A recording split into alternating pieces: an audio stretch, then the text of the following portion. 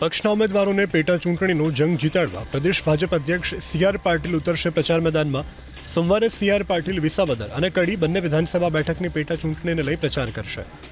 સોમવારે સવારે 10 વાગ્યે સી.આર. પાટીલ ભાજપ ઉમેદવાર કિરીટ પટેલની માટે વિસાવદરમાં ચૂંટણી પ્રચાર કરશે.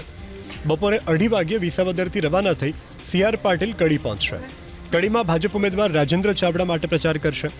વિસાવદર અને કડી વિધાનસભાની પેટા ચૂંટણીના પ્રચાર દરમિયાન સી.આર. પાટીલની સાથે પ્રદેશના અન્ય નેતાઓ અને મોટી સંખ્યામાં કાર્યકર્તાઓ ઉપસ્થિત રહેશે.